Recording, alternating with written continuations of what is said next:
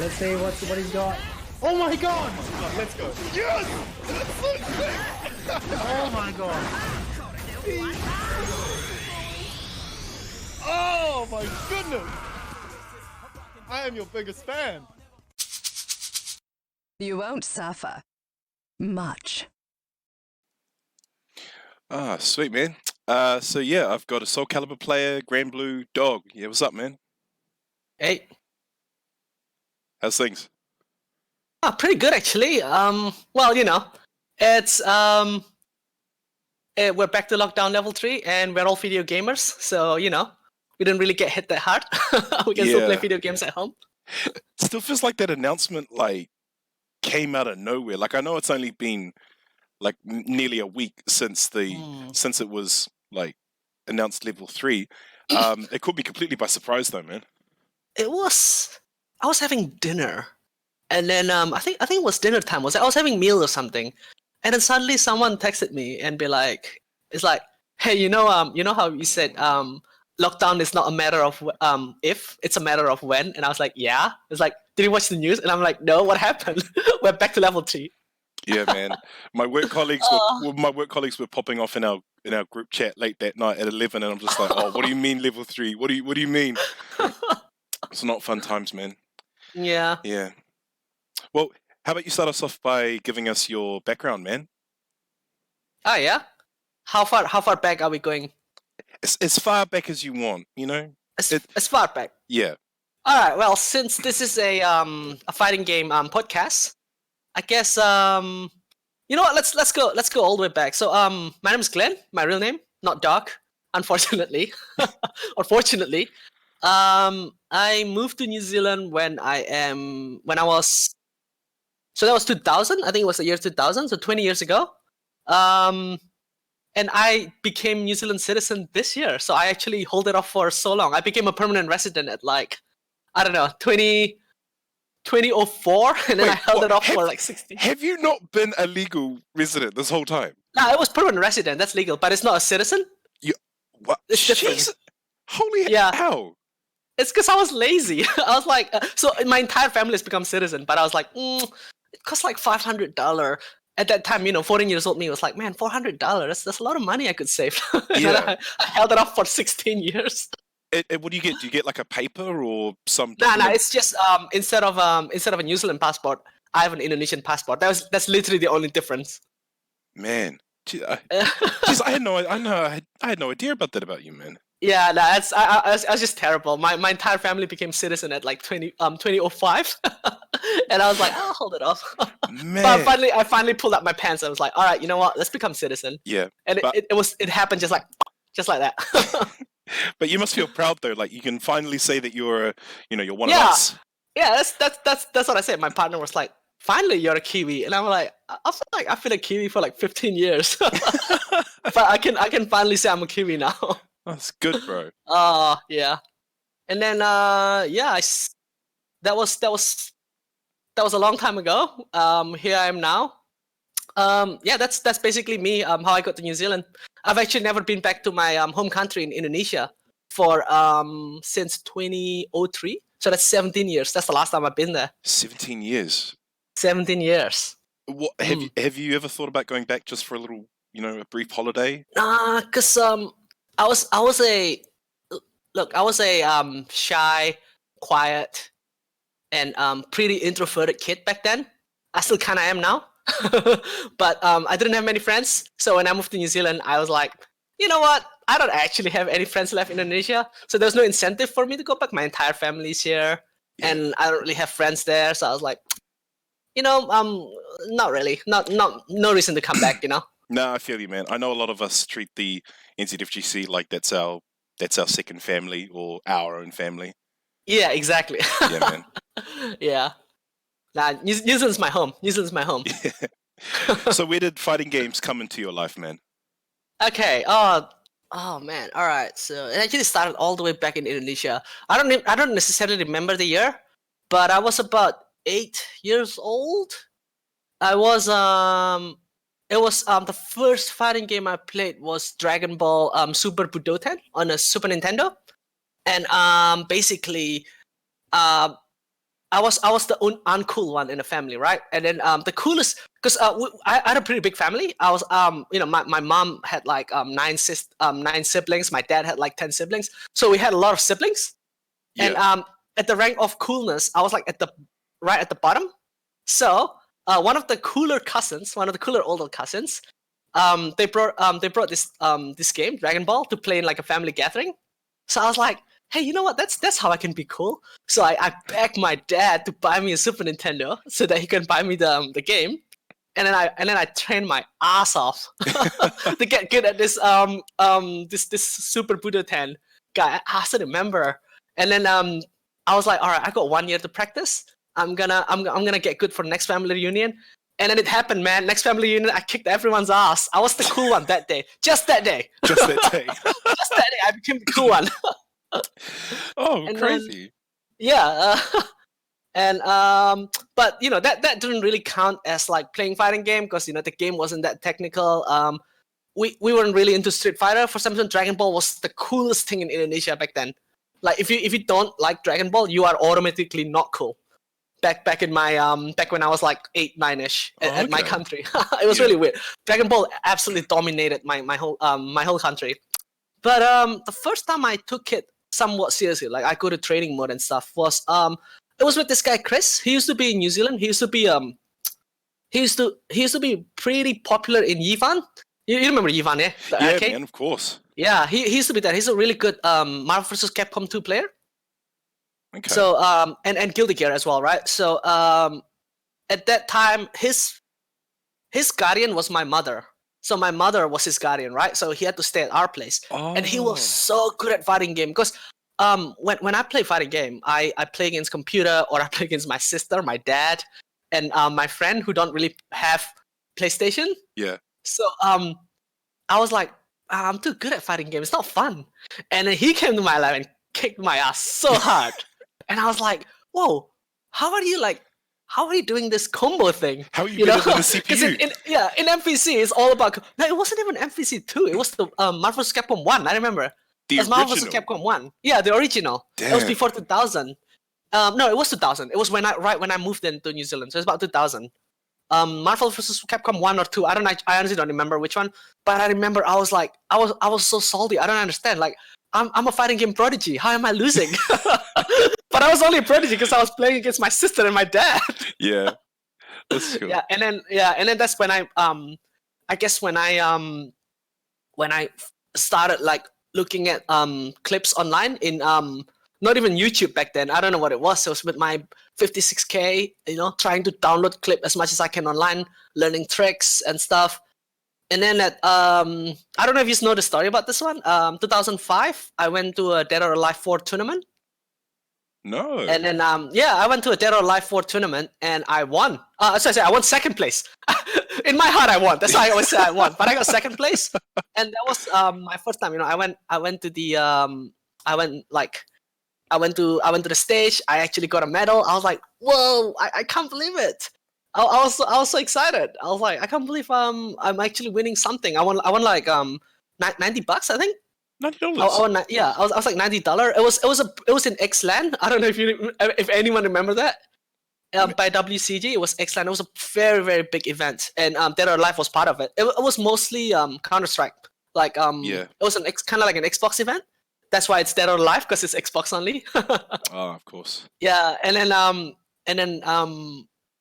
I started wanting to take fighting game seriously. I was like, man, fighting game is so fun. Like, I actually really like fighting game.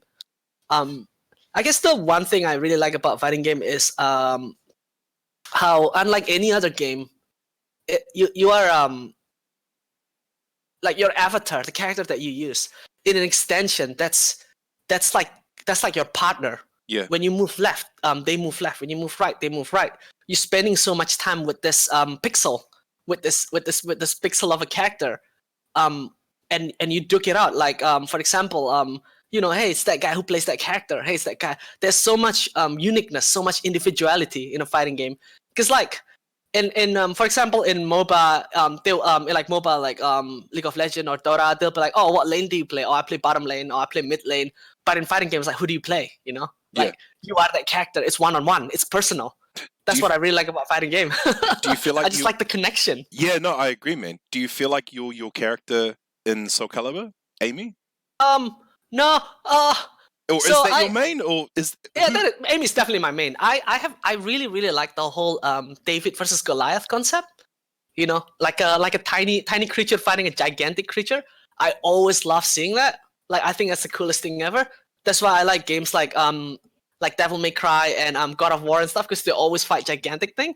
That's why I tend to pick smaller, fast character. Okay. Just the whole David Goliath then, yeah. But I definitely say Amy is my main in SoulCalibur. Yeah. Because apart, you know, you coming from overseas and you experiencing our fighting game scene, you know, you didn't go for Street Fighter, you didn't go for... I'm guessing you did try Marvel when you turned up here. Yeah, but I can't beat anyone in Marvel. I just gave up. I remember. I went to EVA and I burned so much money. I couldn't get a single game. Everyone was so good in Marvel. Well, what was it about SoulCalibur? What was it about SoulCalibur that got your attention? Honestly, SoulCalibur was alright. So SoulCalibur was kind of like it was kind of like a game where you like this is gonna be a very controversial thing, but SoulCalibur is, I would say, more fun in a way. When I say fun, I mean like you can say back then it was less technical than other fighters. Like there's so many crazy gimmicks. Like there's Ring Out, there's Weapon Clash in Soul Blade. There's so many of this crazy thing that like that doesn't exist in other game, you know. And you can when you play that and you go home from school with your mates and then you play that and then someone does a Ring Out. It's just the hypest thing ever. It's like, oh, Ring Out, you know. Yeah. And then like all the No, you go, man. You go. Yeah, and then all the guest characters, like they had Heihachi and Spawn in SoulCalibur 2 and Link. Yeah. And then they had Darth Vader in 4. And Assassin's Creed, what's his name? Ezio Auditore da Firenze. Yeah. Yeah. Ezio. It's like I'm not saying SoulCalibur is not a serious game. I'm just saying it doesn't what's the word? Like it doesn't take itself super duper seriously. And that's what actually I really like about it, you know? Like Street Fighter 5 is, I love that game, by the way. That's my sub game, right? I find Street Fighter 5 take itself very seriously. I find Street Fighter 5 is a game that take, you know, no guest character. I mean, well, not until Akira was announced, of course. Yeah. Although technically, Rival Skill is a part of the Street Fighter universe, so it's not really. Yeah, you can probably get away with that. Yeah, it's not really. But I feel like, you know, I mean, Tekken with the whole Noctis and Negan going in. Like, if Tekken didn't have Noctis and Negan, I would have think like, all right, Tekken really take itself seriously. Yeah. Like bringing in Akuma and Geese was really awesome. I think that was the best decision. Personally, that was the best decision that any fighting game developer has made. Bringing Geese and Akuma, like that is super cool. It's to the point where like Tekken is one game I don't play. It's the only fighting game currently I don't actually play, simply because let's go there later. But yeah, I always have respect for Tekken. I don't play it because I dislike it. You know? Yeah. No, that's I mean, I'm kind of the same with like the anime games, like Marvel vs. Capcom, because there's so much craziness. I respect Marvel players, even though they don't have really a strong presence in the fighting game scene currently. And I mean, SoulCalibur is a weapons-based game compared to like a traditional fighter where you've actually got martial arts.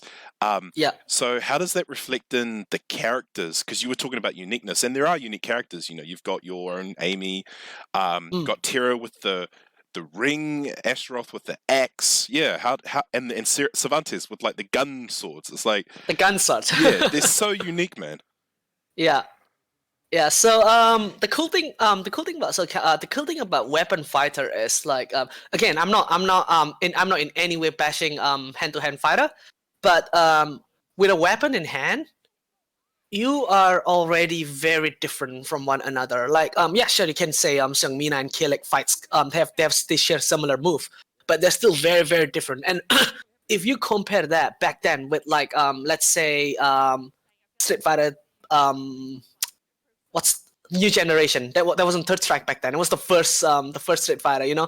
Yeah. And compared with like Tekken 3, which I absolutely love. I love Tekken 3 and 6 the most out of all the Tekken. they were flawed, but they were really fun. Mm. Every character feels really unique. Like back then, there was so much you can do with fist fighting without making it too not too different from one another. If that makes sense. Yeah. Then again, like I feel like when you hold a weapon, just by holding the weapon that you're holding, it defines your character immediately. Like Raphael, he has a rapier, right? He's got a rapier, like and then like he has that French mask, and you immediately know what this guy's. You know what he likes. You know what his you know what he's like. You probably know his hobby. You know what he had for dinner just by looking at him. Like, oh yeah, I know him. Like immediately you can tell from the character. Like immediately, I know Raphael. And then you look at Nightmare. Again, you immediately like Nightmare is probably a similar character to I wouldn't say Akuma. It's actually a bit different. But there's so much character when a character holds a weapon. That said, though, I love I also love my there's no fighting game that I dislike. I actually like fighting game. That's why in Rambat I always enter like 5 different games and get very exhausted. I was gonna say, you seem like a poverty gamer because you're like Mao. You like to enter multiple games, and I've kind of noticed, and I've just noticed that. Yeah, it's good that you do that. Originally, so okay, so sorry to everyone. Originally, I actually only entered to boost up the number. Like I want the scene to live. That's why I want to support whatever small. I even signed up for Power Ranger at Marvel at one point, just to increase the number. But some of them I end up really liking it. Like I really like Kyanta. I genuinely like that game. Yeah, no, and that's crazy. the same thing with NCA always hosts Digimon. Yes. In Major, again, I always just like, I want to support this guy. He's my friend. I want to support him. But I actually really like the game. I end up liking them and it sticks with me. So whenever he hosts something, I'm like, I'm signing up, But with Power Ranger and Marvel, it's a little bit different. Yeah. I don't really, I feel like if you want to be good at that game, you need to spend a lot of time. You know what I mean? Because of all the combos and all the character knowledge, which unfortunately is the same thing. The same stance I have currently with Tekken 7. Yeah. Like, I know there are some, but there are not many at all. Someone who can confidently say they sub Tekken as a game. Yeah. You either main Tekken or you don't play it. Unfortunately, that is the truth. Yeah. Like most Tekken players, they don't branch out. They just stick. I mean, maybe because, some. Yeah. Yeah. I think the only one person that I know that is really good at Tekken and something else is probably Arashi from Hamilton. Yeah. He's really good at Street Fighter as well. Yeah. No, definitely. Yeah. For sure. There's probably more. I don't know. But in Auckland anyway, I noticed that like if you don't sub Tekken, if you main a fighting game, you don't make Tekken your sub. You're gonna main Tekken and sub something else. Yeah. It's never there because Tekken needs so much work. It's not an easy game. I think Tekken is one of the most difficult fighters. And I say that with all respect, of course. Yeah. But I mean, SoulCalibur does have its share of difficulty. Yeah. All and frame traps and stuff. Yeah, and you mentioned NCEA, like a friend, also a rival, especially for SoulCalibur. What's it been like doing that dance with him all the time? All right, so we've had this. Actually, do you know why NCEA is called the Dark? Was it Dark Overlord or something? No, I've heard this term. No, I've heard this term mentioned in a chat. Yeah. So I'm not entirely sure where it comes from because I come to the SoulCalibur scene a little bit late. But I think it was back then because he's a very strong player. Like, he is a strong player. But he used Seongmina, which people really did not like fighting. So whenever people lose, they always be like, especially the Australian guys, they always go like, oh, Seongmina, But actually, if you give NCEA another character in SoulCalibur, chances are he'll still kick your ass. Yeah. That's the thing. He's not just a one man trick with Seongmina. He is a very good, like, he's got really good eyes when it comes to spacing. So there are some really good SoulCalibur player. Bacon, is there one? Virtual Bacon? Yep. Yeah, Virtual Bacon, very different from NCEA. I feel like if NCEA is an instinct player, NCEA is based on instinct and reflex. Bacon is very brain. Like I can easily say, I don't know what this is gonna mean, but I can from what I feel, I think Virtual Bacon is probably the most intelligent fighting game player I've seen. I've ever faced in So I played him a lot in Dead or Alive. I played him a lot in Granblue. I play him a lot in SoulCalibur, obviously, and he will learn your shenanigans on the spot if he needs to. Yeah, he will learn. He will study you. He will read you like a book. He is very intelligent when it comes to fighting game. Yeah. Well, NCA, he just has a human reflex. That guy has really excellent spacing and just really good normals. Just everything. I think he was a pretty good Tekken player as well until he decided to take a break from Tekken, I think. Oh, well, I think once SoulCalibur released, that was it, man. He was just SoulCalibur 24/7, and it has. You see what I mean? Nobody subs Tekken, dude.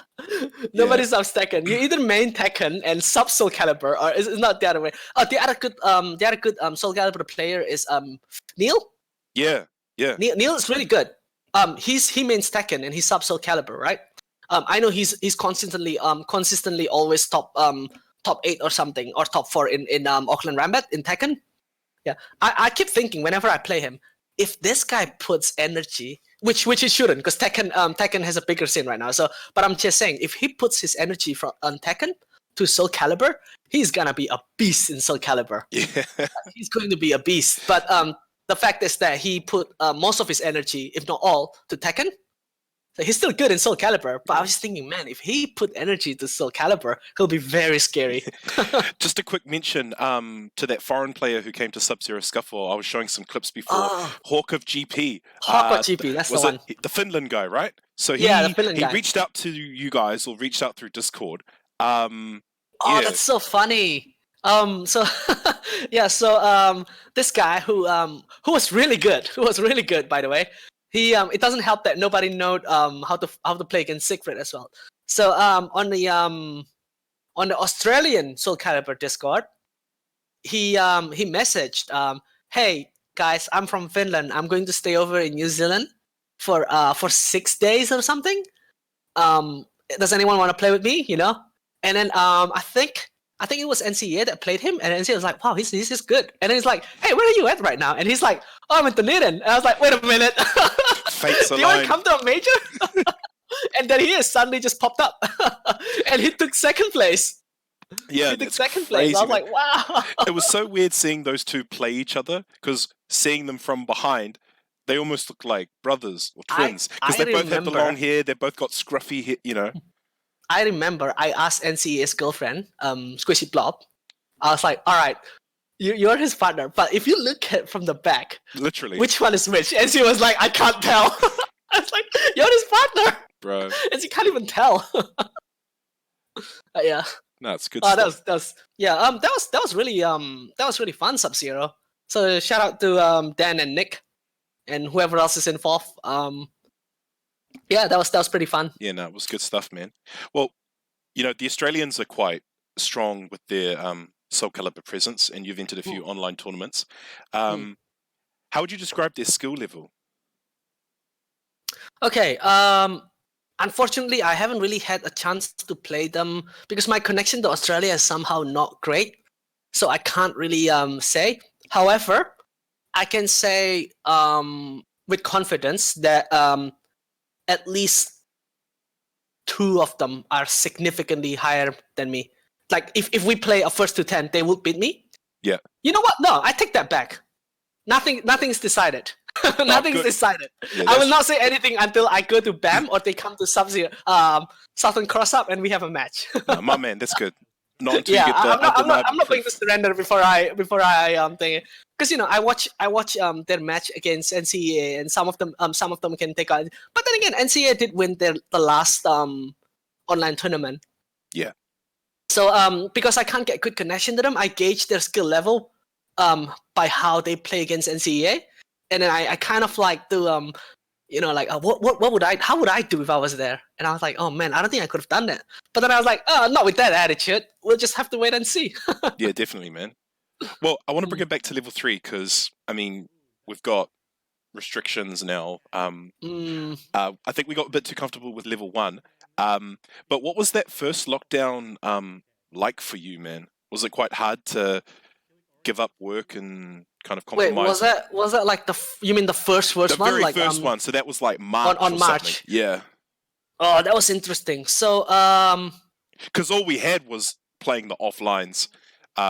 But the first lockdown, like even just adjusting to the new lifestyle, it was pretty rough. you mean like you mean no, as in outside of fighting game? Oh, just both. You know, no offlines, no seeing your mates. Not going to Rambats was a killjoy. The no offline was probably the worst part of me because I never considered myself an online warrior. I actually do not like playing online. Like I know it sounds weird. I play online simply to practice usually. If I want to have fun, usually I was just like I know that we have technology now. Technically we can just jump on Discord and just be all caca with each other, right? Yeah. But it's different, when you're next to someone and then when they ring you out when you're full health and you just punch them on the shoulder kind of thing. You can't do things like that online. Yeah. Yeah, so I really missed that. I actually took a very long break from fighting game when the lockdown happened. I think I didn't play anything for 2 months, something like that. I tried attending the online Rambat, but it just doesn't feel the same. So being back to level 1 it was so good for me. Like I was so happy when the lockdown was over. Yeah. But hey, we're back here. No, definitely. Can I ask what do you do for a job? What do you do for work? So I'm a lecturer. I'm a teacher at media design school. I teach art, concept art. I teach animation, and I teach game design to foundation students. So these are usually really young students that just either did not finish high school or straight from high school. Trying a thing, and it's I won't lie, it's a really great job. I love it. Yeah. I really like it. I mean, just like the one I did before, Arashi, he's a teacher as well. Oh yeah, I heard he's an English teacher, right? Yeah, a job with importance. Yeah. So what did you just teach via Zoom, or was just? Yeah. So when the lockdown started, it was time for teaching concept art, and we are about to teach concept art, drawing characters to people who's most of them have never drawn anything in their life, right? Because it's a foundation course online. Like it was pretty. Like I actually felt bad for them because I was like, oh man, you guys are actually missing out. Like this would have been so much.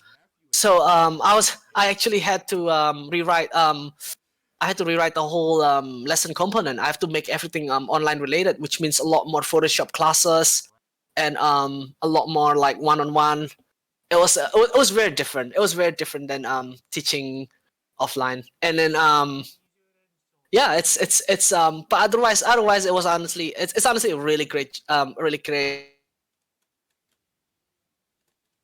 you get to basically study and do the assignments on the thing that's that is not like, I wouldn't say boring, but it's like it's what they want to do, like they're here because they want to be here. Yeah. Right. You don't just go like suddenly it's like, oh, you know what, I'm gonna learn how to animate.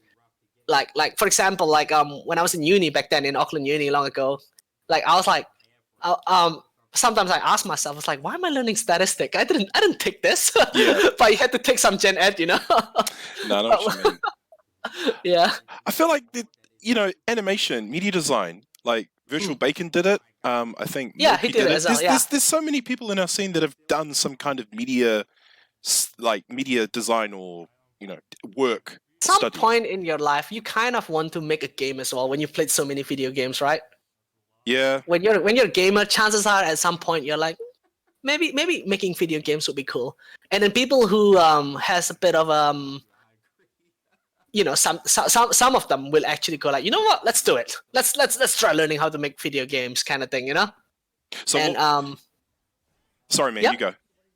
Oh no, I'm just saying that it's either you pursue it or you don't, right? There's no right or wrong answer in that, because like there's no right and wrong answer in life. So yeah, I know Virtual Bacon used to go there. In fact, I've seen some of his work at school. I was like, wait, I know this. I've seen this. I've seen Virtual Bacon show me this before. So, what kind of video game would you want to make? Like, what kind of character, what kind of hero character would you want to create?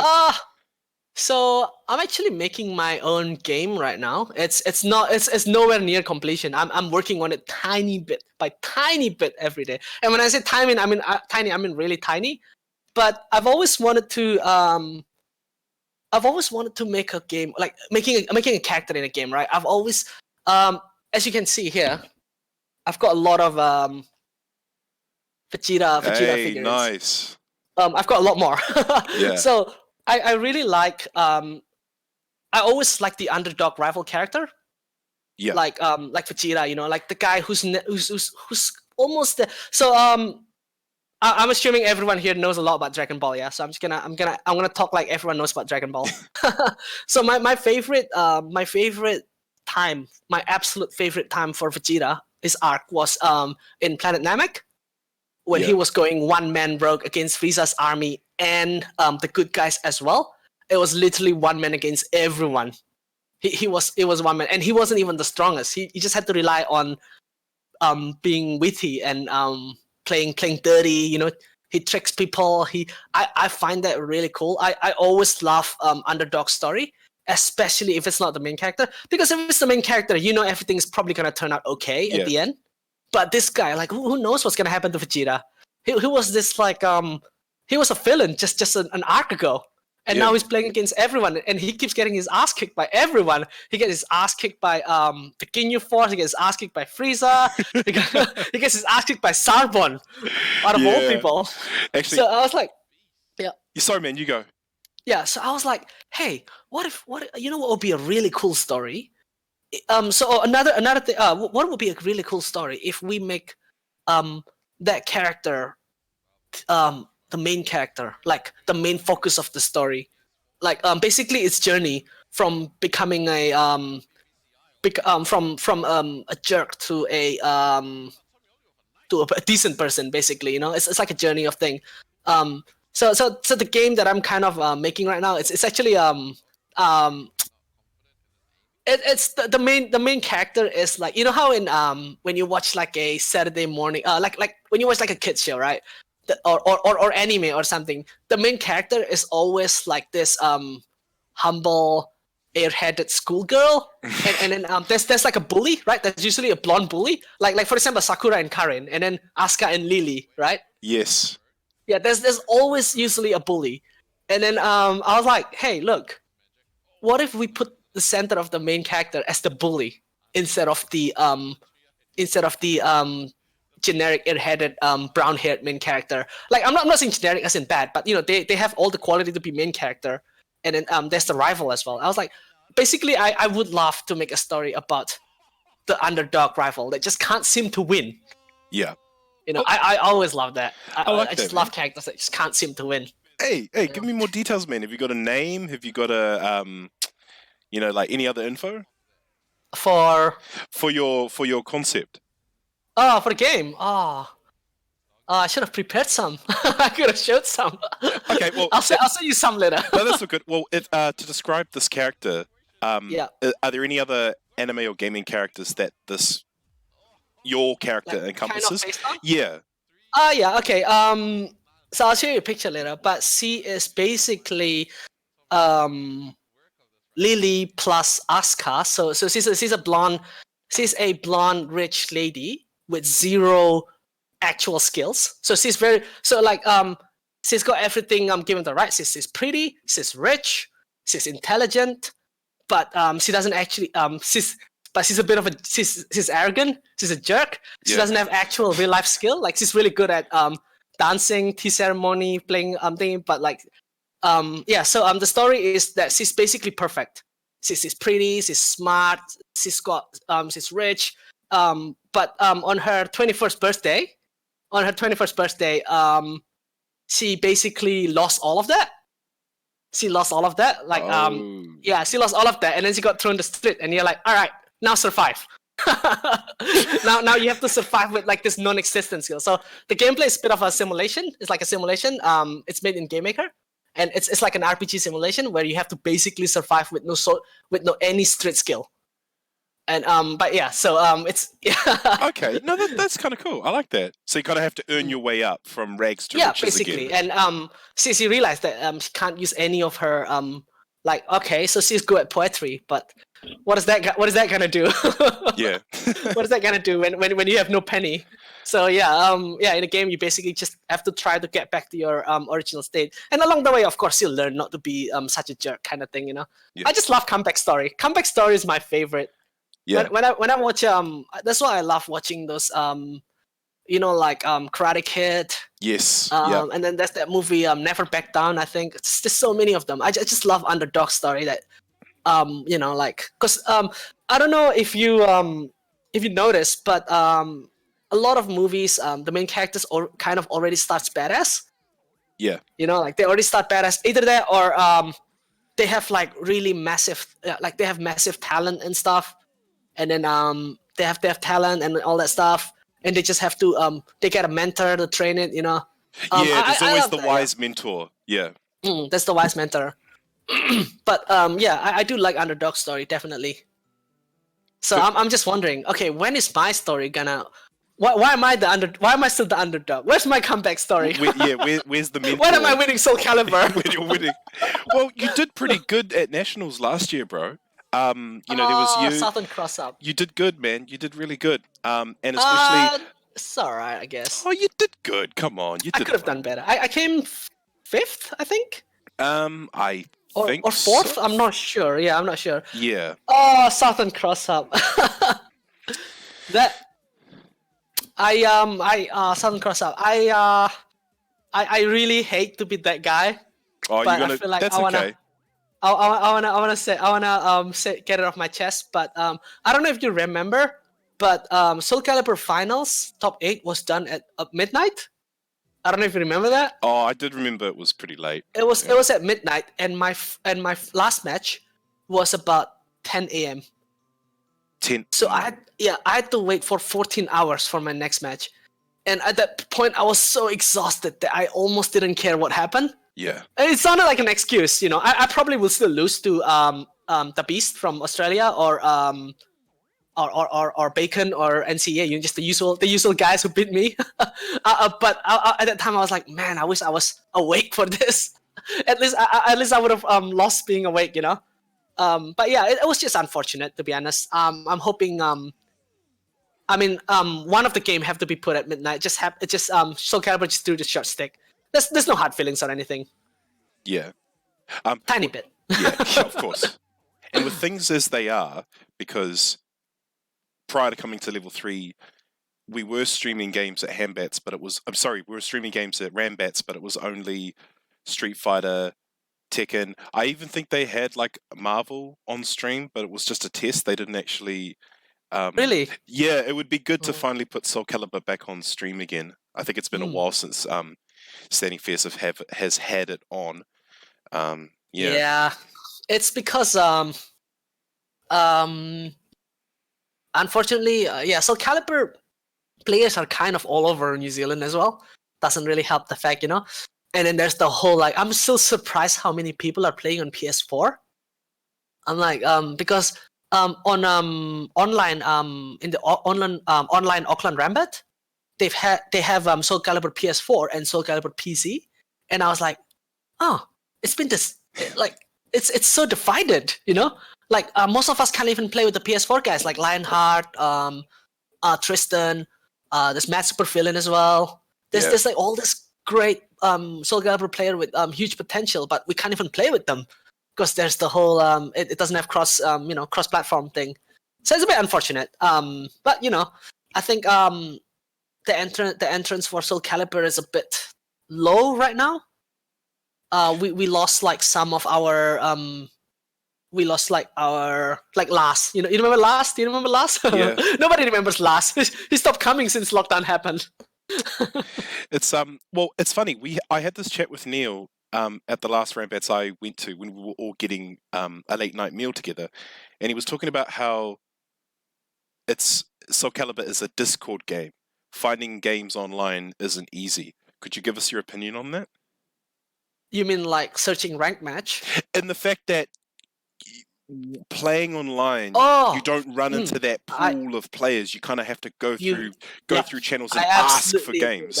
Yeah. You cannot like just, I'm gonna go online and play. It's not like Street Fighter. You can do that with Street Fighter. Like in Street Fighter, you know, sometimes I'm just like, you know what? I want to play a round of Street Fighter. I just go to casual match or rank match and then wait like, I don't know, but wait on peak hour. I don't have to wait long. I'll find a game. So Calibur on peak hour, you would not find anyone. But the moment you put it on Discord, anyone want to play, I guarantee you someone will say, let's do it within like 1 minute.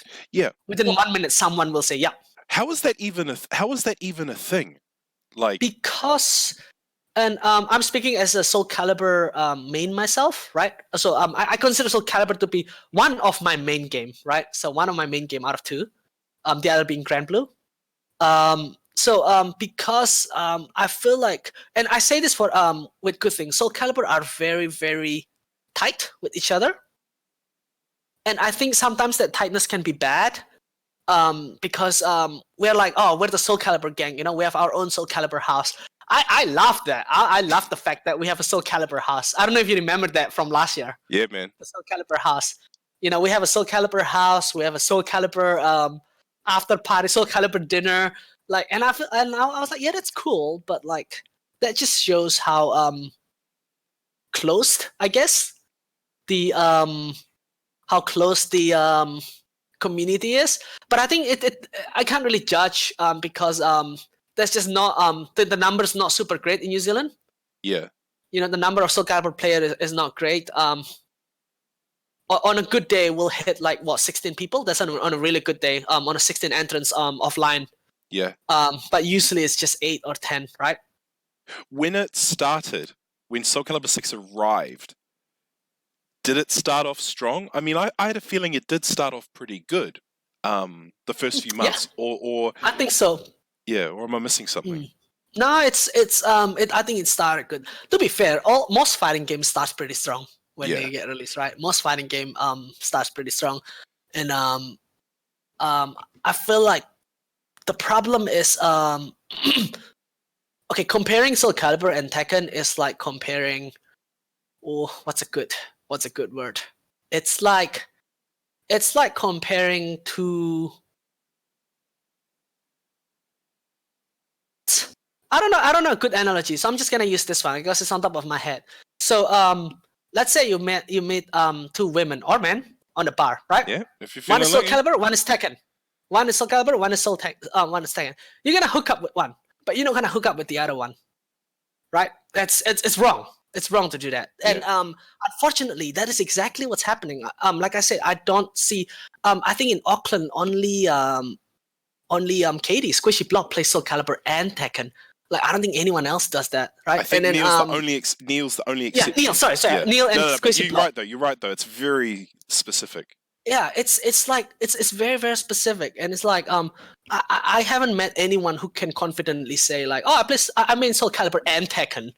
You know, I was like, okay. Yeah. And unfortunately,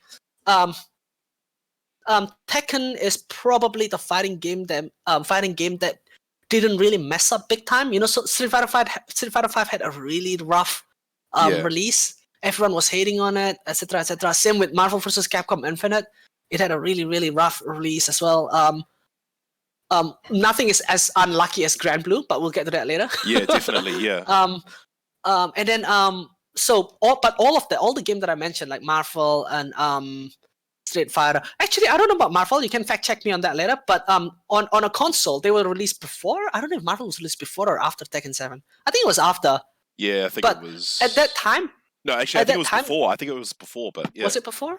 Yeah, I don't actually remember. So. And then BlazBlue Cross Tag was not really, you know, doing super great either. Yeah. I mean, it pretty much died in New Zealand. Well, I mean, because you've always got those weird titles that kind of lingered in the scene, but they never had growth. BlazBlue, Guilty Gear. I mean, we'll touch on the new one. Yeah, we'll touch on that later. But yeah, it's like I wouldn't say it's always overshadowed by the big mainstream titles, but you're right. If you can't take your skills from Street Fighter and apply them to SoulCalibur, it's almost like you have to wipe the canvas clean and start new.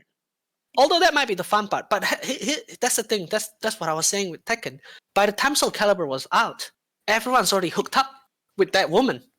Everyone's already hooked up with that woman called Tekken. It's hard. It's hard to make that that movement, right? You're already committed to Tekken, and I think so far only NCEA really did that move. Yeah, he that's completely. He actually dropped Tekken to make sure that he still stays the best in New Zealand, in Auckland, which will change in SoulCalibur. Yeah. Sorry, in Southern Cross Up. There's an open challenge. I made a comment to Good on Anu that if Killer Instinct released a year before Street Fighter, it might have had more time to shine. Do you think it's the same with SoulCalibur 6 and Tekken 7? If it had, if it had released before, exactly. Yeah. Almost exactly the same. So especially, I know Killer Instinct. I only played Killer Instinct for fun, so I can't gauge how it is. I mean, I say Mortal Kombat is similar to Street Fighter. I'm probably gonna get hit for saying that. Everyone's probably gonna snark at me, but that's how I see it. You know, they're very similar, and I would put Killer Instinct in the Street Fighter genre as well. The whole 2D with a lot of jumping and like a lot of vertical movements and fireballs and stuff.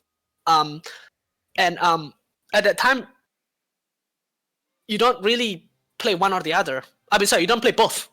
Yeah. You play one or the other, right? You play, I'm already committed to Street Fighter. I'm just gonna stick with it, you know? Yeah. Sometimes the bleeding effect helps. Like, oh, you know what? I'm already good at Street Fighter.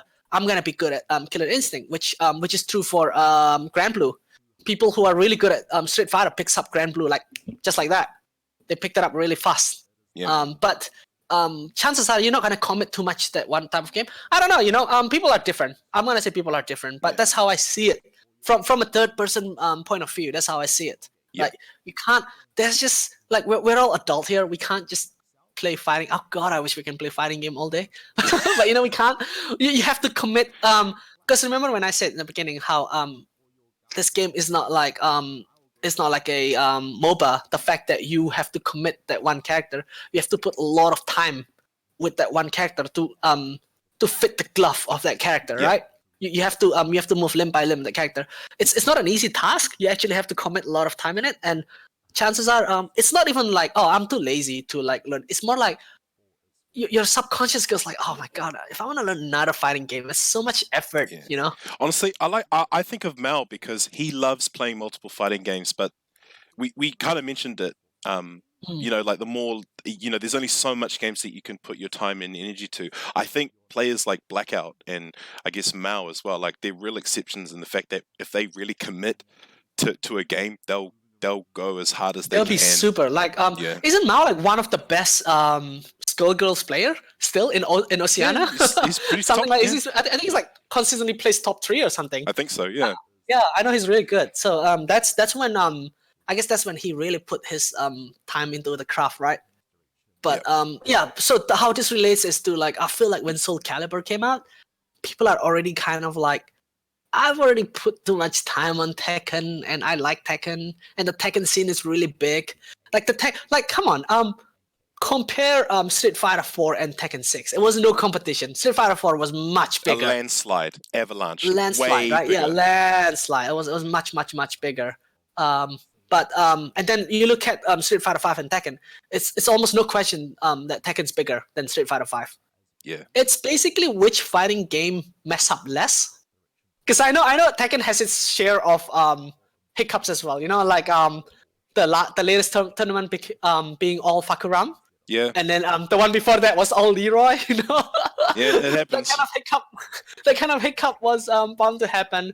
But Street Fighter, what's with the whole Street Fighter cross Tekken thing? You know, the lock content. Yeah. And then Street Fighter 5 being kind of sluggish to play and didn't really capture anyone's heart. Didn't look that great. I think people were really hard on Street Fighter 5, you know? Yeah. And then they were like, you know what? I just play Tekken. Even though the games are nothing alike to each other. But at that time, I think Tekken was the game that screws up less, you know? No, that's a fair comment. I know that Virtual Bacon has really tried to grow the scene, and it's not because he's one of the top players in our scene, but he really cares for this game. And so when he did this tutorial video series, the work that he's put in, like I know he's passionate, but when I saw this video, I thought, Jesus, you're really going in, eh? Yeah, that's when you watch that video, you get to see my character getting beaten up by him. Most of the some of the clip, well, I don't know how much clip he used that, but most of them are me being in actual game. He's like, by the way, I'm recording, and I'm like, it's like should I play different? It's like, nah, just play normally, and then he would kick my ass and then use it as a tutorial. I was like, hey, dude, that's me. I think it's also easy to find combo videos if you're a Street Fighter player, if you're a Tekken or a Mortal Kombat. With SoulCalibur, you can find videos, but like even the combo system isn't like a traditional fighter in a sense. You know, there's certain mechanics that, you know, like you're able to move your body when you're being juggled in air, from what I understand. Yeah, you can air control. So the thing with SoulCalibur is one of the reasons why not a lot of newcomer wants to try it is there are so many things that makes you go, what was that when you play? Like, for example, reversal edge happens and you're like, what is that? It's like, wait, what button do I push? And then you find out that it's rock, paper, scissors. It's like, and then you go, wait, why is there a rock, paper, scissors in a fighting game? Didn't that get applied in Injustice, and nobody liked it? And no one liked it, yeah. Yeah, and then it's like, why is that in SoulCalibur right now? And then ring out happened. They'll be like, wait, what the heck is a ring out?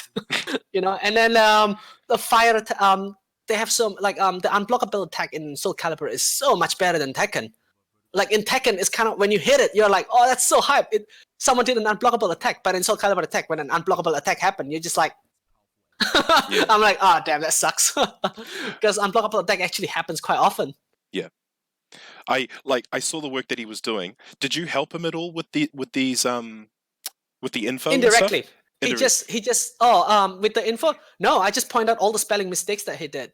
I was like, and then he'll always give the same reply. It's a work in progress. Don't worry, it's a work in progress. I was like, spelling mistake here, spelling mistake there, spelling mistake. Well, I saw the work. Yeah, so I saw the work that he did, and I reached out to the SoulCalibur community page, and they were very appreciative of what he did. But I think he did a bloody good job. Yeah. But in retrospect, they came to him. Well, they came to our scene with an offer because. I know about this offer. Yeah, do tell. So yeah, they actually asked our scene to run the website for wait, was it the 8-way run? It's been a while. I think it was the 8-way run. It's like they were just like, hey, do you I think it was to Bacon, NCA, and myself. Like, hey, do you two want to I think it was to Bacon first. Do you want to run 8-way run, which is the global like the biggest the main page, yeah, the main page of it's like the dust loop of SoulCalibur. And then at that time we asked ourselves, it's like, are any of us actually going to commit on doing it? Like, this is not a small responsibility, you know? Yeah. Like we were so happy. We were like, oh my god, this is so hype. But then I was like, wait, are we actually gonna do a bloody good job? Are we just gonna accept this like without any basically like, I know there's not gonna be any web design. It's probably just gonna be maintaining and stuff and updating with news. But like, I think everyone didn't have the confidence to commit enough time. Yeah. To update a website, you know. Yeah. Like and then I think none of us took it, unfortunately. It was really nice of them to come at you guys with that. I suggested maybe like hit up the Australian guys to see what they think, because the guys that run it just basically said, you know, we've got lives and I think we've kind of outgrown that maintenance. Do you know anyone who would be interested? And I was like, well, the guys who did the video, you know, yeah, maybe. It's a big shoes to fill, to be fair. Yeah. I think none of us were confident enough to take it. You know, it's probably not as scary as it sounds, but once you accept the job, you kind of have to commit to it. Yeah. You can't just like, hey, you know what? Just gonna live it and just gonna update it every time. You know, it's like running a Twitter account almost. Yeah. Do you feel like SoulCalibur does struggle because it doesn't have that what would you call it? Old school legacy? Because, you know, you look at Street Fighter and Tekken, they go back to like mid-90s, but then, if I'm correct, Soul Blade or Soul Edge, the first game in that series came out in like 95 in arcades. Yeah. So it's got history, but it just hasn't had that warming acceptance, I suppose. Actually, if there's anything that say what killed SoulCalibur as a main. I don't want to say SoulCalibur is dead. SoulCalibur is nowhere near dead, but Nah. it's you can't deny that it is the red-headed cousin of the red-headed stepchild of Street Fighter and Tekken, right? It's going to be number 3 in terms of those guys. You can't deny that. Like anyone who says deny that is misinformed, or I hope they can prove me wrong. But as a SoulCalibur main myself, I say that SoulCalibur is definitely weaker than this. And one simple reason is the fact that their previous game, the last SoulCalibur game, was 8 years ago. 8 years ago, and Yeah, that is way too long. way too long. Yeah, Yeah, you can't have 8 years of nothing, and then suddenly just release a new title. Like in my opinion, you can't do that. You know, like Street Fighter and Tekken is always active. There was not a time when they weren't active. You know, between Tekken 6 and 7, they had Tekken Tag Tournament. yeah. And Tekken 7, yeah, I don't think Tekken had any break. They just kept going. Same with Street Fighter, especially with Street Fighter. You know, even with Marvel, they have Marvel 2, Marvel 3, Ultimate Marvel 3, and then immediately Marvel Infinite. It sucks to say, but not if you want to stay at the top of the in my opinion, if you want to stay at the top of the fighting game food chain, I call it, you have to be very active as a developer to keep pumping out those games. Otherwise, no matter how big your following is, chances are you'll be forgotten. Yeah. In my opinion. Yeah. Do you think that the marketing for SoulCalibur is aggressive? Because you can see a lot of merch and clothing for like the bigger games, but for SoulCalibur, is there like I don't really see a lot of merch or like wall posters or anything. I think their biggest power move was bringing Geralt. Yeah. From The Witcher, Tying right? it That to was the that biggest series. power move. That was just like, I was like, hey, you guys know that guy from Netflix? Yeah, he's gonna be in our game now, and he's gonna have his own RPG called The Witcher 3. But anyway, they're basically that's probably their power move, and it's true. Like I think SoulCalibur 4 had the highest amount of sales between all the SoulCalibur. And that's the one that had Darth Vader and Yoda, right? Guest character really do sells. I know this especially because my friend bought SoulCalibur 4 just so he can play as Darth Vader, and he did not even play the game. He just kind of played it once or twice, and that's it. Yeah. But he still played the game. You know, he still bought the game just because he wanted to play as Darth Vader. And it's actually almost exactly the same as in fact, my partner was interested in SoulCalibur at one point because she really liked Witcher. You know, that's how much, like, people underestimate how important having a guest character is. It's actually so important. Yeah. Like, you know, which actually is curious. How about what do you think of bringing Negan from Walking Dead to Tekken? I thought it was I thought it was out of nowhere. I thought it was very unexpected, but did it bring players? Yeah, I think it did. You know, you tie it. Yeah. I mean, AMC, a big network television company, and it's got other series under its name. So it's you're right. It's like it's got a name for itself. It's got a brand, and when you push that brand to other people that are like, oh, I like Tekken. Oh, I've just watched Walking Dead. It's like, yeah, you're almost guaranteed to get people asking questions because it's like, you just get people going like, oh my god, did you hear? They've put Negan in Tekken 7. What the hell? They've put Geralt in SoulCalibur 6. It actually creates engagement. Yeah. Yeah, it creates engagement. Definitely, I agree with you on that one. So, guest character, very important. I feel like when they brought Haomaru, it definitely from Samurai Showdown, they definitely garnered attention. Yeah. People actually got interested. It's like, oh, Haomaru, I can play Samurai Showdown now. In SoulCalibur, things like that. So guest character important. That was, I think that's their way of marketing. Again, some games just cannot allow guest character. Like Street Fighter, you can't have guest character in Street Fighter. Like people will be mad. They'll be like, when's Dudley? When's Makoto? They want the OGs. Yeah. Yeah. There's so many. Yeah. Same with Dragon Ball. That's a weird fighting game. Dragon Ball, right? Dragon Ball Fighters. Yeah. You cannot bring guest character in Dragon Ball, and yet like I love Dragon Ball as a franchise. Like I used to live and breathe Dragon Ball, right? And I played the game a lot as well. I'll tell you now, I am really bad at anything tag related. Any game with tag mechanics or heavy combo, you know, like with like 99 hit combo and stuff. I'm really bad at it, and I don't. My eyes. I'm not a reactive player. My reaction speed is really low. You do a mix up, chances are it's gonna hit all of them. All of them is gonna hit me. You do an overhead, I'm gonna eat it. I'm gonna eat it like it's breakfast, you know. But I still played all of them. Like, you know, like I played Dragon Balls because my team was for the longest time it was Vegeta and Trunks. And now it's Vegeta. Like, I don't care if they don't mix. I love Vegeta. And I played the hell out of Marvel 3 because I love Okami. I love Amaterasu. I love Dante. Devil May Cry. Right. So I'm not good at it. And then so my team was for the longest time was it was Deadpool, Amaterasu. This was in Vanilla. Deadpool, Amaterasu, and Dante. Right. It's not a great team. It's not a great, especially Deadpool's not a great character. But you know, I love Deadpool. I love Okami. I just love the characters. Characters is are very, very important to me. Yeah. And I played the game. I played it quite a lot. And then you know, I'm not good at it, but it's enough. Having a character is enough for me to actually buy the game. Yeah. And man, release Amy in Tekken. I'll play it. Yeah.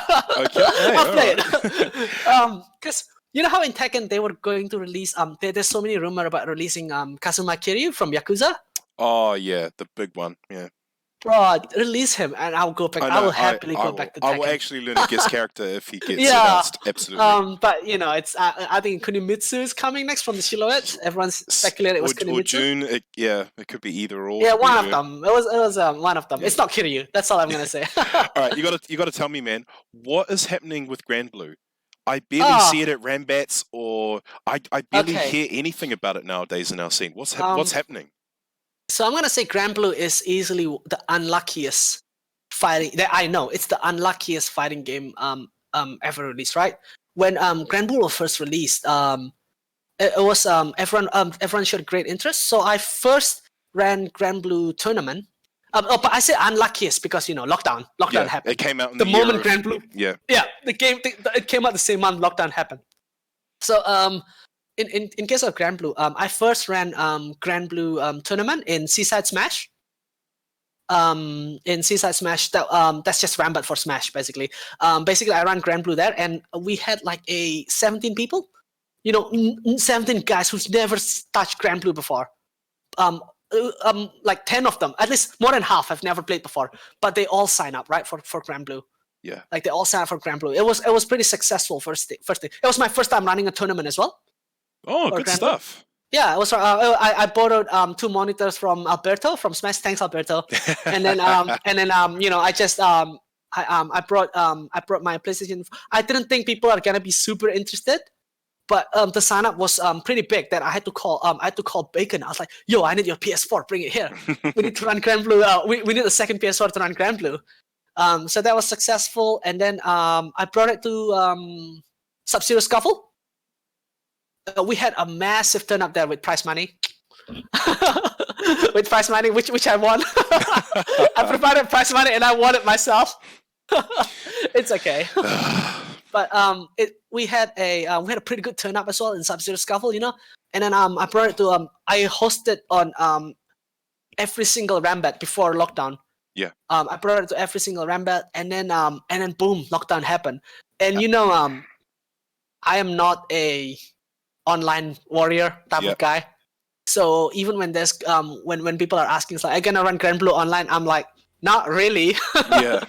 Not really. And then eventually it just kind of in New Zealand anyway, it just kind of died. I felt really responsible, to be honest. I'll be honest with you. Like I remember when Camcase? Oh, Camsace. Camsace, yeah, Camsace was it was like, wait, you're here and you're not running Granblue. It was the first time we finished lockdown. It's like, you're here and you're not running Granblue, and I'm just like, yeah, I kind of haven't played it for like 4 months. He was pretty disappointed, and then I was like, you know what? Let's run it. So the next Rambat, I actually ran it. We had, I don't know how many turn up. Not, but like 12, I think. 12 people turn up in Granblue. I was like, that's cool. But then the next Rambat, we decided to run Guilty Gear instead. Yeah. Which was super fun, by the way. We only had 8 entrants, but it was super fun. We ran Guilty Gear instead, and then people were kind of like aloof and stuff. I was like, oh, aloof and Hiker Knob from the Smash community. They were like, you know what? It's a different rig from Seaside Smash. That means we can actually come. And Brooke, Mizu as well. Yeah. And then we're like, all right, let's run Granblue. We ran Guilty Gear. Let's run Granblue this time. And I was like, yeah, okay, I'm gonna run Granblue. Boom, back to level 3. Jesus Christ, man. I was like, okay, you know what? It's just not meant to be. I'm sorry, Granblue. Yeah, no, I wanted to mention it because it's a weird situation. It's like we've been concerned with COVID and lockdown, so Granblue is kind of not on the minds of players. And then just as we come back, it's like, boom, we're brought back to COVID's times, level 3. Do you feel like it's just that? Do you feel like people maybe, they've kind of, I wouldn't say that they've just moved on, but it's just more so that we know it's there, but... Yeah, and then there's the Guilty Gear Strive hype as well. Yeah, there's the Guilty Gear Strive hype as well. I'm not going to take credit for Granblue, being an awesome game or anything. All I did was hosting a few tournaments, right? But I will say this now. If there was no NCA or Virtual Bacon, I will tell you now the SoulCalibur scene wouldn't exist, right? SoulCalibur 6 is a great game. I would play it regardless whether there was Virtual Bacon or NCA. But those two made SoulCalibur a thing in Auckland Rambat, right? I'm just gonna say it's thanks to those two guys that SoulCalibur happened. And unfortunately, it's the same case with Granblue. And that is why I felt responsible. Because if I don't bring my setup and I don't ask Bacon to bring his setup, no one's going to play Granblue in Auckland. No one's going to be like, I got Granblue, let's play Granblue. No one's going to do that. You know? Because, it's kind of like, Faded, John? Yeah. It's kind of like, we're always like, I want to play Eunice. Why isn't there Eunice? Because John's not there. But we all have Eunice. Technically, we all could run Eunice. But no one's running Eunice because John's not running it. Yeah. I'm always like, man, I could really play Eunice. Sorry, it's Uniclear now. Uniclear. I could really play some Uniclear right now. And then, I'll be like, hey, Connor, or something. It's like, or usually, with the other Thomas, Seventh Child, I'll be like, man, I really want to play Eunice right now. Why isn't Eunice being run? It's like, oh, because John's not here. It's like, you have Eunice, I have Eunice. It's like, do you want to run it? And he's like, nah. He's like, okay, nah. We ended up not running it, It's because you have that one guy that always runs it, and when that guy's not there, you just kind of expect it to just not happen. Yeah. Like, for example, everyone has Kanta. Everyone have Kanta in their computer, right? It's free.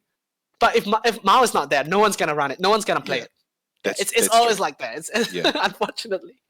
Will you try your best to run a Granblue Fantasy versus Bracket again offline if we have the time this year? For the remainder of the year? Yes. And not because I feel responsible or anything, but because I genuinely like that game. I really, really like that game. And you know what? I don't even know anything about Granblue. I don't even play the phone game. No, it looks it's based on a phone game. And I was like, I played it like a long time ago. I don't remember anything about it. I just really like how the game's played, Yeah. I like the bright, cel-shaded character. I love, I do love how it looks. And I love how Guilty Gear Strive looks as well. It actually looks insane. So... Obviously, I said the Guilty Gear Strive hype, but like, do you think this will have some kind of impact on our scene? Oh, 1,000%. Guilty Gear Strive will most likely kill Granblue.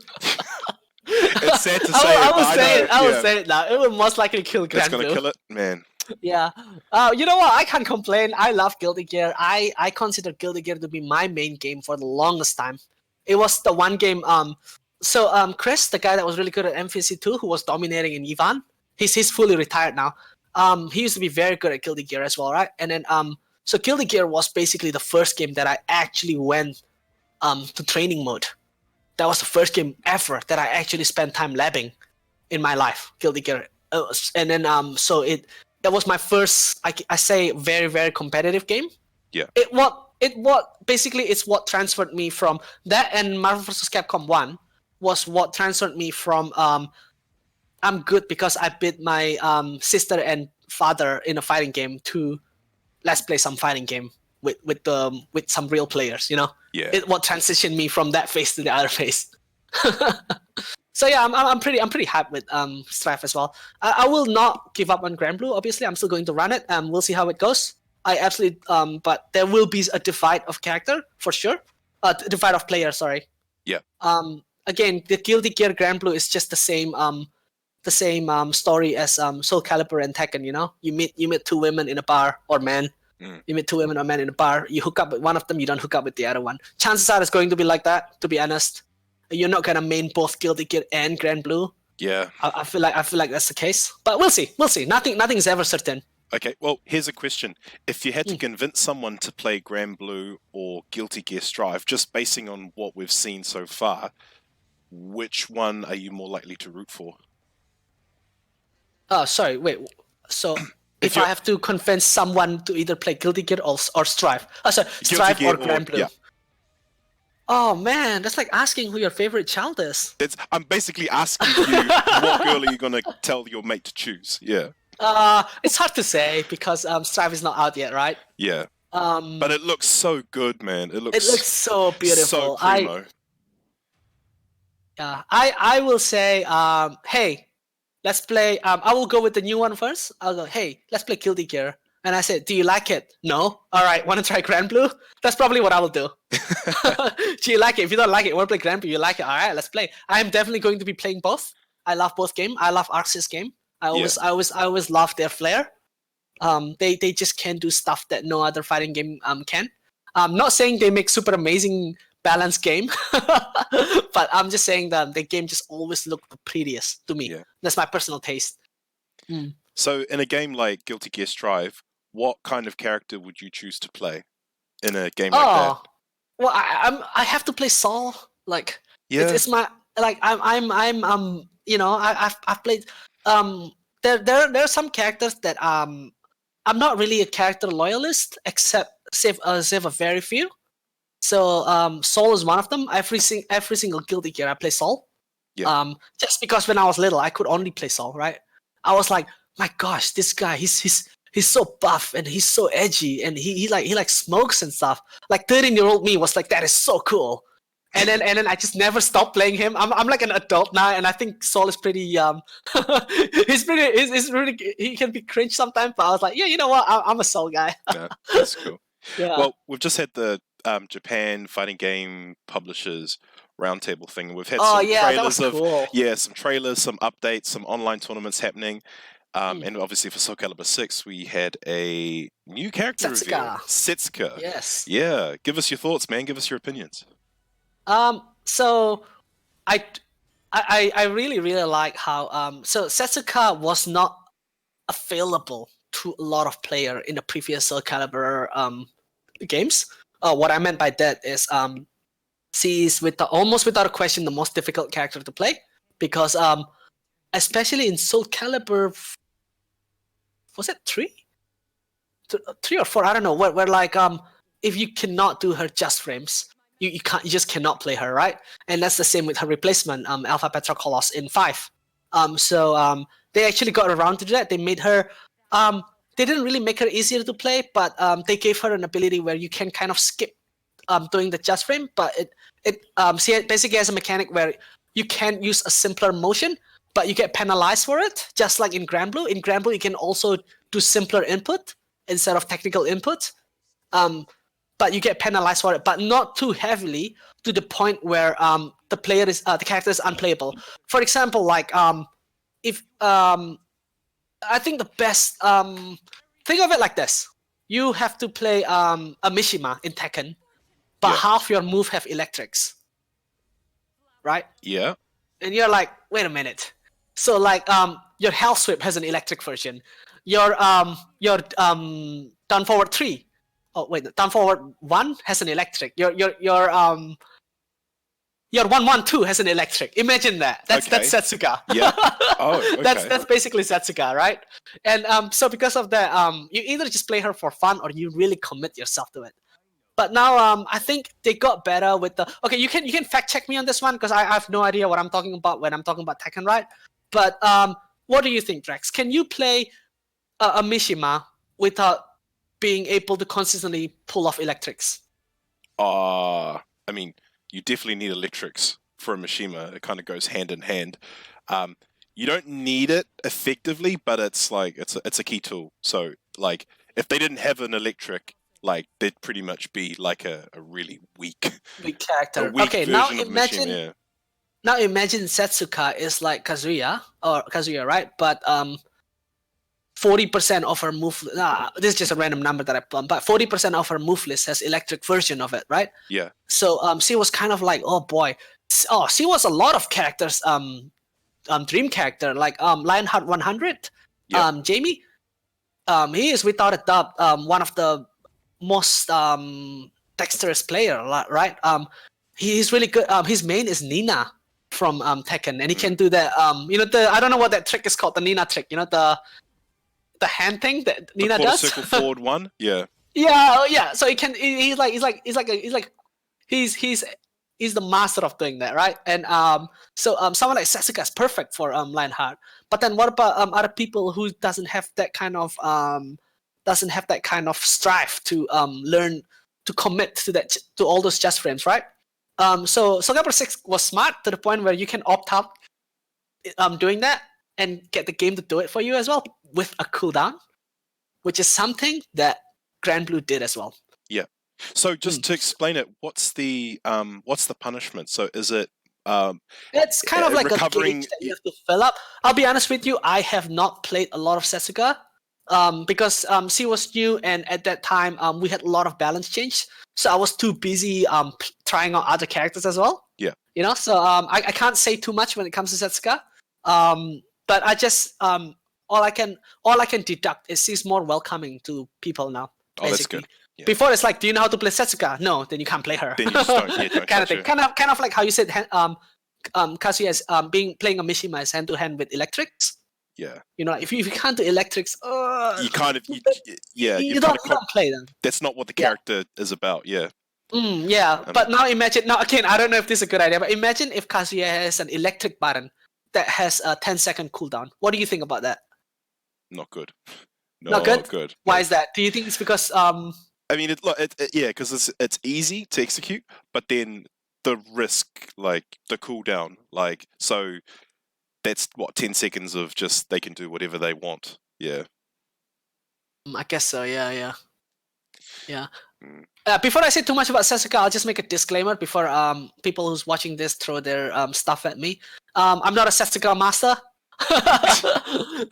So I'm not gonna talk too much about her. I just know that she has a mechanic to get around the just frames, and the fact that she is not that popular in Rambit back then, because I think everyone was so afraid to use her in an actual match. They're like, you know what, I'm gonna use my main. I don't want to mess around. I don't want to lose this. It's the first Rambit in a long time. I don't want to lose this. That's so good. So can't say yet. Yeah. I think yeah. No, I know that she's DLC 11 and DLC 12. Is there the character creation slot? Sorry? Because she was announced as DLC 11. Oh, yeah. And I thought I saw online that DLC 12 is actually a character creation slot. Oh, yeah. So SoulCalibur is really big on that. Are players wanting that? Are you wanting that? The character creation thing? Yes and no. Like a year ago, me would be very happy about that. Now I'm just like, you know what? Whatever. I mean, I do have like this is probably why I'm not good at SoulCalibur, but I do have like 40 custom characters in SoulCalibur that I spend time making in character creation instead of playing the game.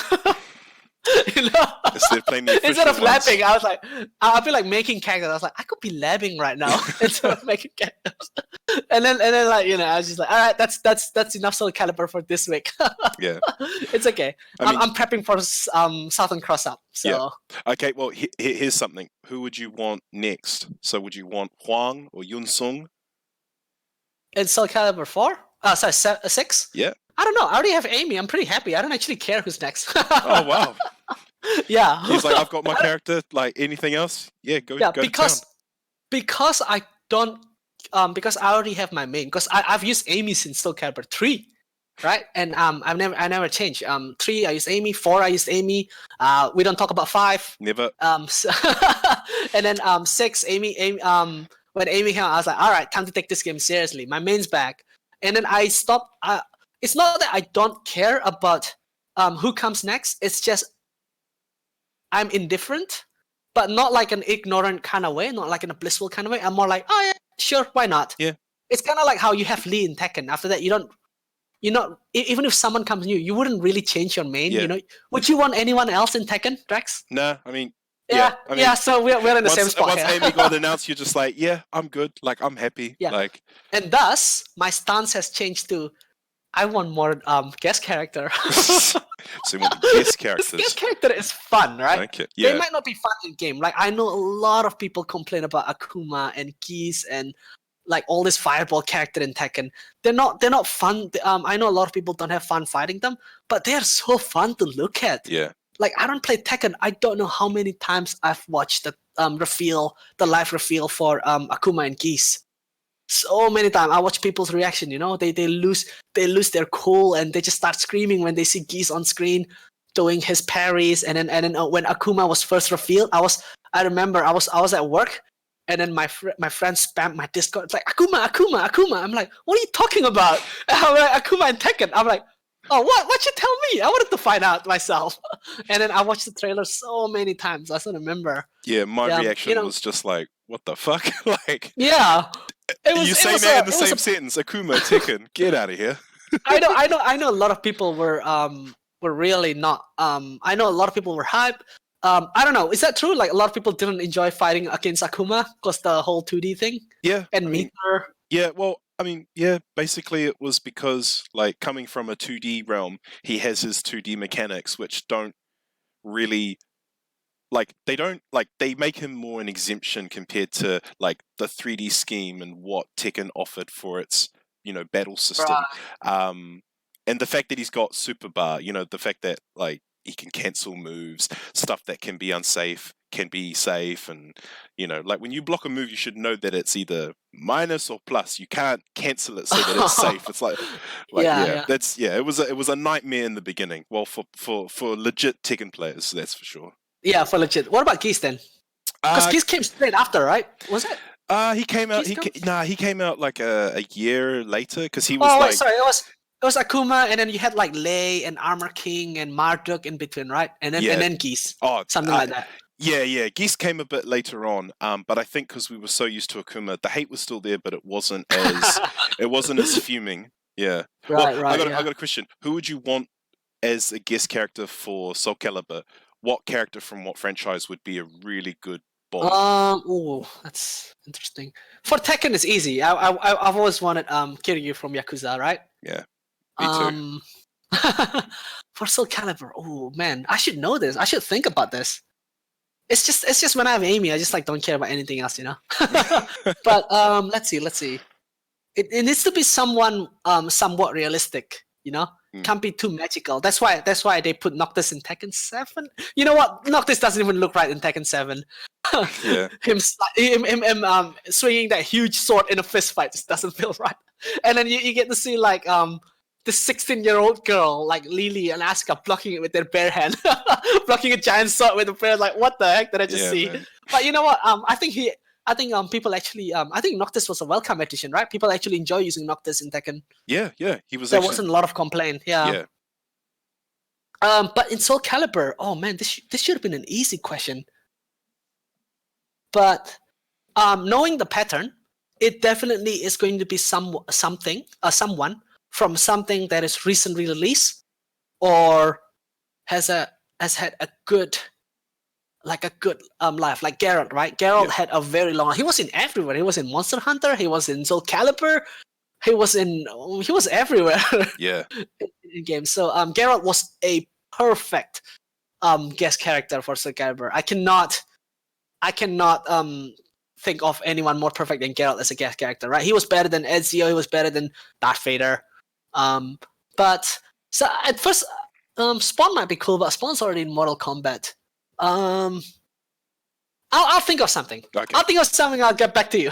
No, sweet man. But, yeah, it's definitely gonna be something that's either very popular or is recently or their game's about to come out. You know, they kind of push each other. Like for example, they brought Haomaru, right? Because SNK just released Samurai Showdown, the new one. Yeah. But yeah. Someone recent, someone who has a weapon, and it would be a franchise that is really like it's a big franchise. Yeah, or a new franchise. Or a new franchise. It's a big or a new franchise to help each other, you know. But hey, you know what? If they have Negan from Walking Dead, I don't know. Maybe we'll have Jon Snow from Game of Thrones.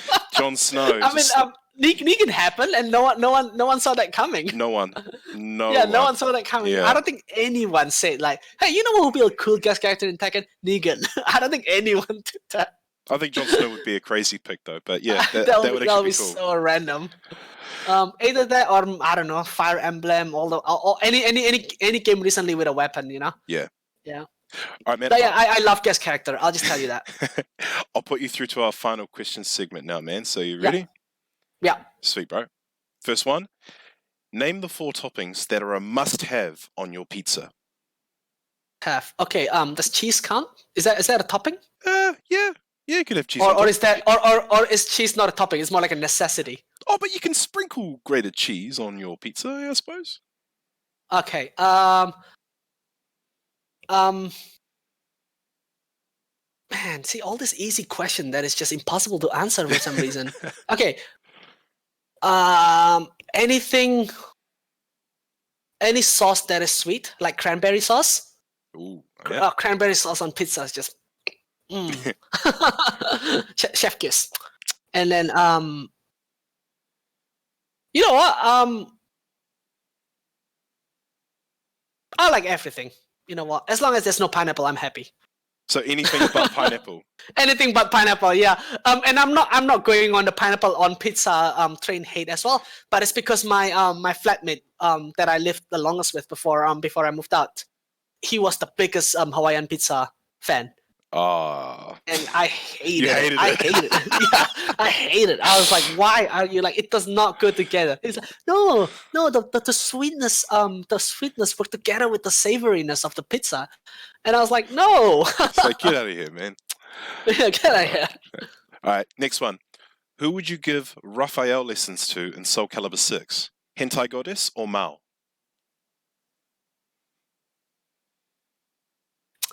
See, Hentai Goddess is already a max level simp, so I don't think he needs any lesson. In fact, I think Hentai Goddess can give Raphael a lesson. To be honest, Ooh. on he's Hentai Goddess. Sorry, Hentai Goddess.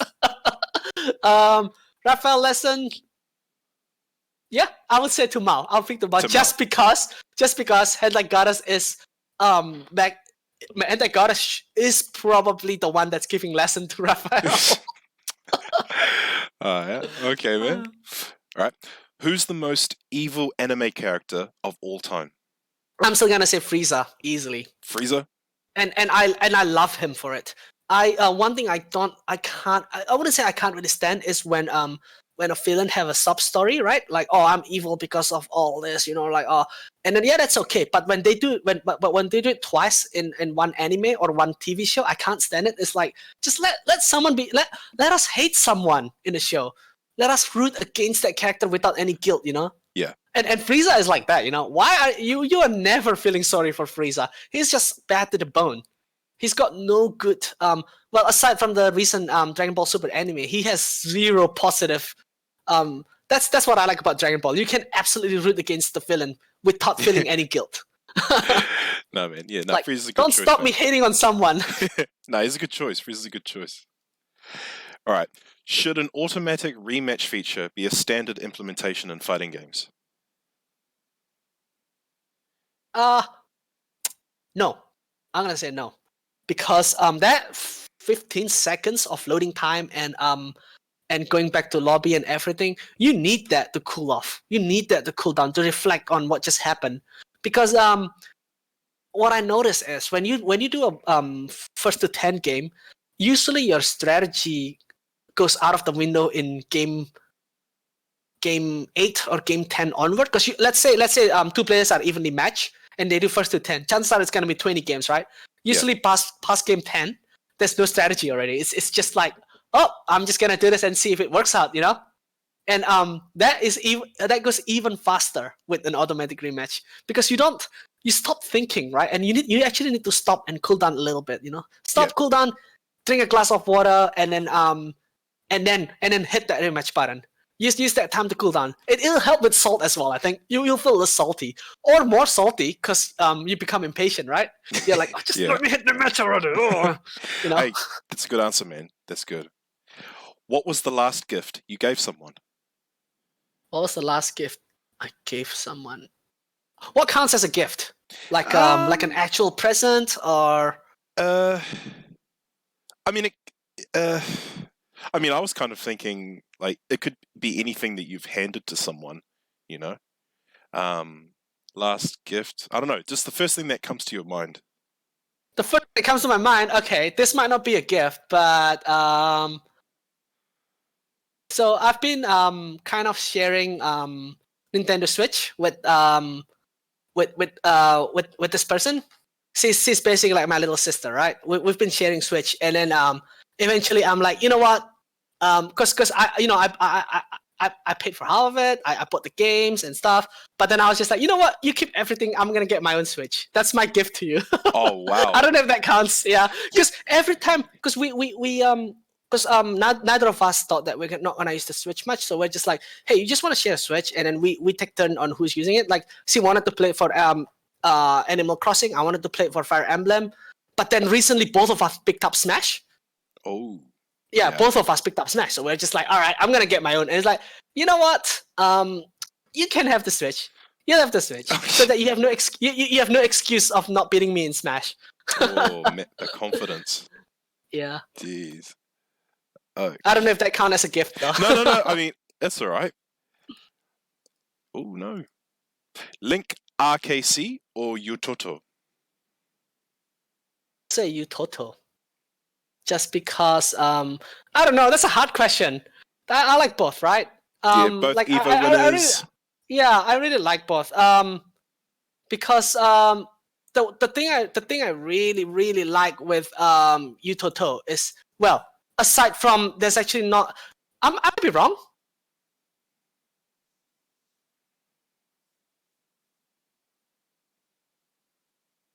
I feel like when it's Street Fighter, you know, it's almost I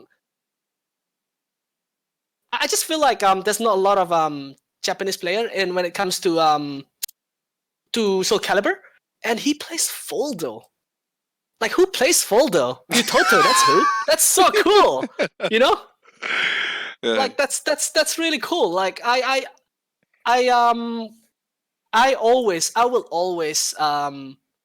will always respect anyone who plays what's his name?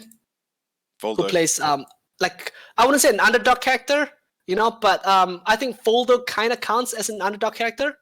Yeah, underdog, but also maybe not as likable compared to the majority of the cast, right? Yeah. Because he's just so weird. Yeah.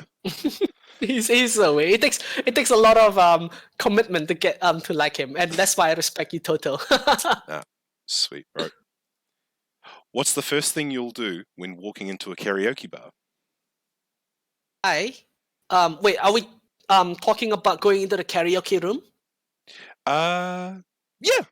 Okay, karaoke room. Okay. Yeah. I will go. I will open the book and find if they have an anime page. It's the only song I can sing are anime songs, you know. I remember I was like, oh, there's no anime song. It's either anime or Linkin Park. If there's none, I can't sing anything. Anime or Linkin Park. Yeah. I am that guy. I am that guy. I'm that guy too, man. It's anime or Linkin Park. If there's none, I can't sing either of them. How viable is Amy's Red and White Roses mechanic? Oh man, that's okay, so I feel like it's really easy to complain about Amy when she has all the roses, but what people don't get is like how hard it is to get the roses, right? Because so how Amy works is she gets a lot more powerful the more roses she stacks up, and all this like cool ass combo video and comeback mechanic are always when Amy has full roses. But then whenever you say that, they will just say like, nah. When I play that guy, he always get like red rose in like the first few rounds, right?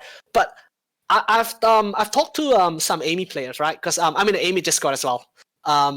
Nice. And it is very stressful when you're on the fourth or fifth round and you only have like 2 rows. It's actually really bad mentality, like because you're trying to get as many rows as you can, right? Before the match goes on any longer. So I feel like Amy is a player that like the mental state of Amy player gets lower and lower if you're not doing well in the beginning of the round. But when you're doing well in the beginning, you're like skyrocketing. You're like, all good. I'm gonna breeze through this match.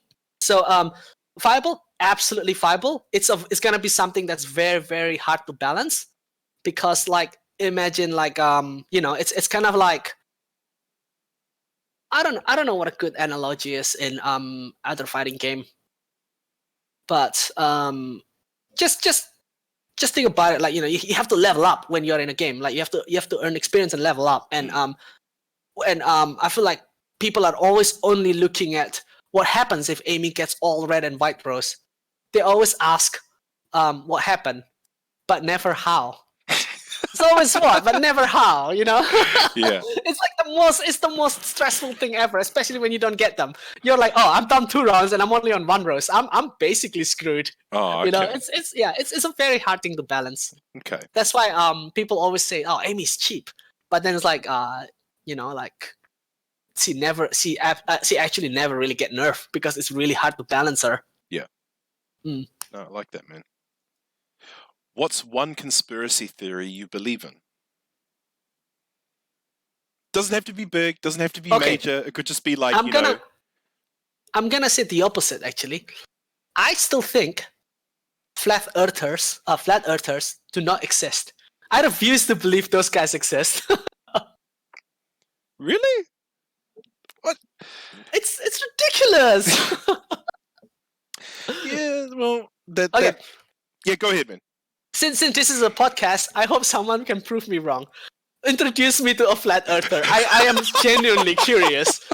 I'm not like, I was just like, is this like a joke gone too far or something? But my partner always says like, oh, you wouldn't believe what people believe and what don't believe. And I was like, no way. The flat earther thing is a joke. Like, you cannot convince me otherwise. That's what I always say to my partner. So it's like the opposite. It's the opposite. Conspiracy theory you believe in, but this is one conspiracy theory that like I think flat earther is a conspiracy theory. Wow. Okay. I hope you don't get many people coming after you, man.